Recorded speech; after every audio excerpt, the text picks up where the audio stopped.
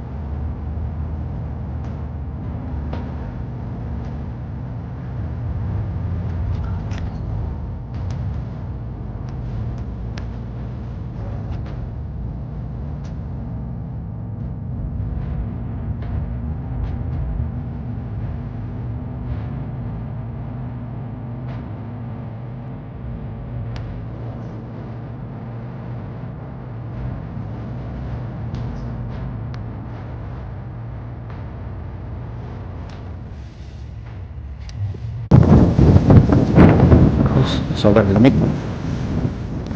So bali, dinrap pala namin guys yung si Sophia sa church kasi meron silang pray-in today. So bali 2 hours ata yung pray-in nila. So dito muna kami. So dito muna kami mag-stay sa Milbits Town Center. So malapit lang kasi sa church doon. So dito muna kami mag-tambay. Open naman ata sila until 8:30 or 9.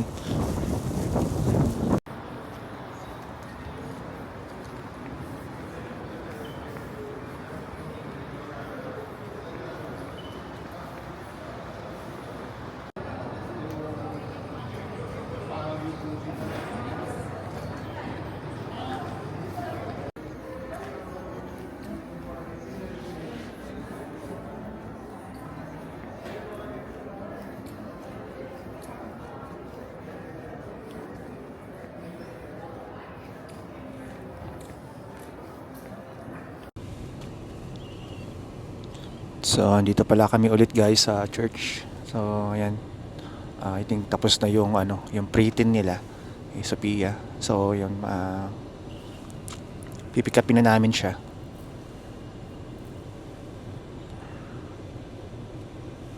So, ayan na siya. Tapos na din.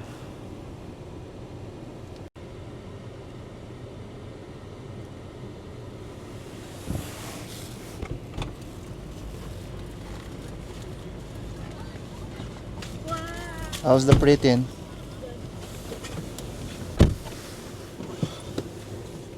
So yun guys, bali dito na pala kami sa house. So kararating-rating lang din namin. So galing pala kami sa meet sa church. So bali hinatid namin kanina yung si Sofia kasi nga meron siyang pre-teen today. Tapos yun, pupunta kami ng Millwoods Town Center. So doon kami naghintay sa kanya for 1.5 hours. So ayun, natapos siya ng 8 o'clock. So bali today pala is February 17. So yan, Tuesday. So supposed to be babalik na ako sa work kasi nga tapos na yung holiday, pero naka-leave ako today kasi nga mayroong hindi magandang nangyari sa family namin. So ang nangyari kasi namatayan kasi kami ng uncle. So namatay yung uncle ko, kaya yun nag-file ako ng bereavement leave.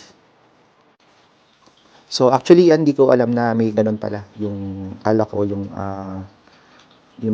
immediate family lang yung pwedeng mag-file ng bereavement leave. Yung pala parang depende rin ata sa policy ng company. So ayun, kausap ako nung nung nakwento ko kasi sa kasama ko na sa ka-workmate ko na gano'n nga yung nangyari sa amin. Yung uncle ko na namatay, tapos sin-advise niya ako na mag-file ako ng bereavement leave. Kaya yun, kinausap ko yung supervisor ko, tapos nag-email ako dun sa HR. Sabi niya na qualified naman daw ako mag-file ng bereavement leave kahit uncle ko yung namatay. Tapos balik kanina, tinawagan din ako ng supervisor ko, pang morning shift na supervisor. So tinawagan niya ako kanina, doon na-approve naman na yung leave ko ng supervisor ko agapang gabi. Tapos yun, tinawagan niya ako nung nabalitaan niya na namatay yung uncle ko. Tapos sabi niya, okay lang daw na mag-leave ako. Tapos, i-file na lang daw niya para siya na lang daw magpa-file sa HR para babayaran yung leave ko today. Medyo nakakalungkot yung nangyari sa amin ngayon. At least, may isang araw na para makapag-luksa. Kasi parang bukas ata ililibing na yung uncle ko. Tapos yun, bali yung asawa ko naman, so tinanong din niya sa manager niya kung okay, kung qualified ba siya na mag-file ng leave. Tapos sabi ng manager niya na oo daw, so parang okay lang daw. Tapos sa kanya pero binigyan siya ng 3 days na leave. So yun, kahit uncle mo sabi parang okay lang na mag-file ka. So parang depende rin pala sa policy ng company. Kasi yung akala ko kasi talaga na hindi pwede kasi uncle lang. Pero pwede naman daw. So nakadepende yan sa kung ano yung policy ng company. Nakakalungkot lang kasi nga nawalan kami ng isang uncle na napakabait. Sobrang bait ng uncle ko na yon. So naalala ko nung bata pa ako, talagang kasi nung nag-a-abroad siya dati sa Saudi Arabia, pag umuwi siya, so lagi niya kaming pinadalaw, tapos yun, nagbibigay siya ng mga toys sa akin kasi maliit pa ako noon. Ayun, kasi ayun nga, parang tatay-tatay na rin namin siya kasi nga wala na rin akong parents. Siya kasi sinundan niya kasi yung tatay ko. Ganun talagang buhay. Hindi naman tayo permanent dito sa mundo. So temporary lang yung ating pag-stay dito. Kaya maganda habang nandito tayo, so lagi tayong gagawa ng mga good deeds. Yan. Alam niyo guys, meron akong isang kinaadikan dito sa YouTube na pakinggan. So ito, pakita ko sa inyo. So ayan yung mga aswang story, yung mga aswang true story na yan. So yan, yan ang kinaadikan ko ngayon. So lagi ko siyang pinakikinggan. Minsan pag papasok ako, uuwi, gano'n, galing work, yan, piniplay ko siya. Tapos minsan ginagawa ko siyang pampatulog. So yan. Nang sa wakas ay may natagal na rin truck sa Yan, kanyang pinagbabaan nila. Sa halos dalawang Yan. So bali naalala ko kasi nung bata ako, siguro nung elementary ako, yun ang isa sa mga kinahihiligan ko dati na yung makinig ng mga drama, dula, gano'n. Tapos may pinakikinggan pa ako dati na sa radio na superhero, batang superhero. Ang title ata niya is Kapitan Pinoy. Ewan ko kung familiar kayo doon. Tapos yun yung kila Tia Deli, ganun. So yun, mga napapakinggan ko nung bata ako kasi nga yung meron akong auntie noon na tuwing naglalabas siya, so yun, lagi niyang pinapakinggan yun hanggang sa yung lagi ko naririnig, hanggang sa pati ako na addict na din doon. Kasi wala namang kaming TV nung bata kami. Nung elementary kami, so wala kaming TV noon kasi nga medyo mahirap din ang buhay noon. Kaya yun, medyo nakahiligan ko din siya. Tapos meron pa yung naalala ko yung sa gabi, bago ko matulog, may pinapakinggan ako noon.